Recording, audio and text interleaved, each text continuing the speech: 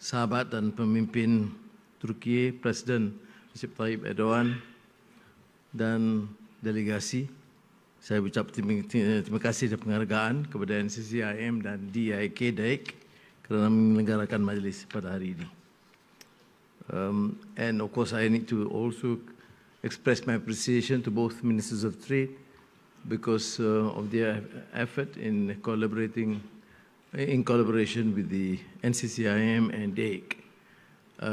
You have had this series of meetings, sessions earlier, but as expressed by President Erdogan, the execution of the plan is critical. 5.1 billion trade is, of course, an increase of almost 20% in a year, 18.9%. Now, if you compute that, say 20% a year, we should meet the target of $10 billion in 5 years. But knowing our impatience and the President's insistence, we should reach the target much earlier. There's a huge potential in Malaysia and in Turkey, both in terms of your strength in defense, our strength in semiconductor, your strength in tourism and food technology, our strength, I think, in terms of the penetration of markets within ASEAN and the region in Asia, I think we should collaborate well enough. You see, bilateral relations and diplomatic relations is not only based on economic imperative. It is based on sincere friendship and trust. And we have, after all these decades, learned the hard way and realize that the potential is not fully utilized and maximized. So I believe, therefore, having a common viewpoint, ideas, visions, will not be sufficient if we do not then support development. When I mentioned this interest in terms of managing the big collaboration in terms of petroleum and gas and the fields that I alluded to earlier, I am not ignoring the importance of SMEs, because SME, as many of you are represented today, are the backbone and pillar. In Malaysia, they are the vast majority. The strength is, of course, in the SMEs.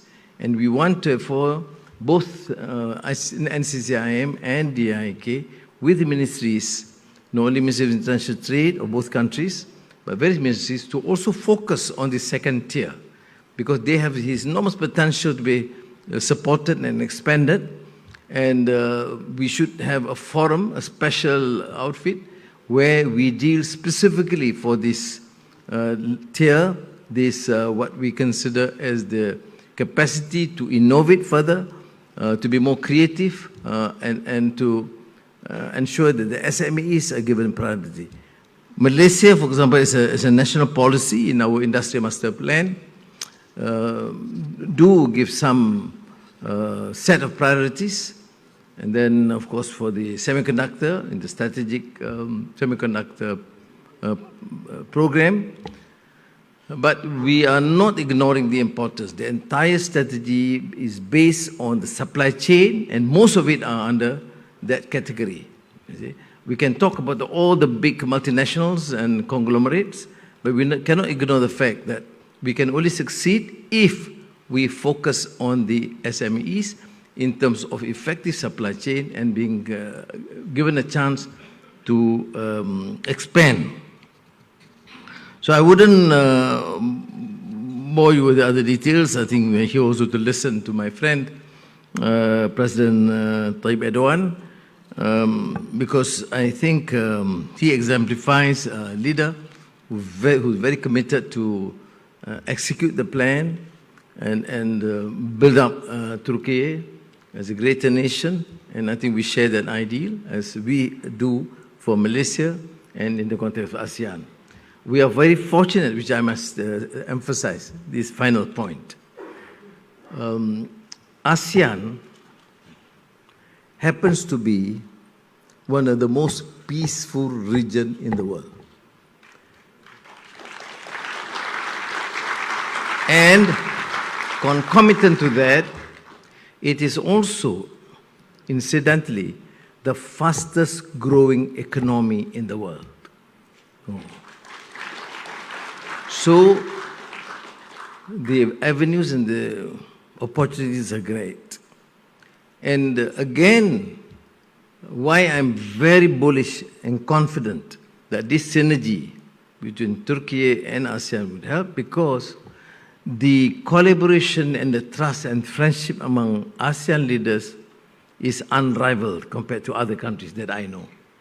We have, for example, very strong collaboration between, other than ASEAN as a group, in energy, ASEAN energy grid, right from Vietnam to Laos to Thailand, Cambodia, Malaysia, Singapore, Indonesia, Sarawak, Sabah, South Philippines, into, again, to Batam, Indonesia.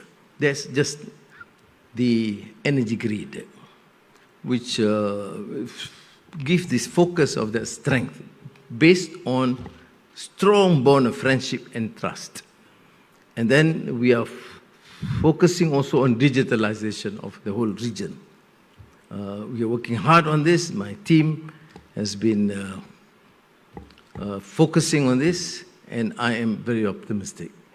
And then bilaterally or sub-regionally, Malaysia, Thailand, for example, focus on areas, our weakest areas, the poorest provinces in the north of Malaya, poorest provinces in the south of Thailand. We focus on economic development to secure peace in that area and also propel economic development. For the more successful or economically vibrant and dynamic area, Singapore and Johor, we have what is unique in any form of international relations, the Johor-Singapore Economic Zone.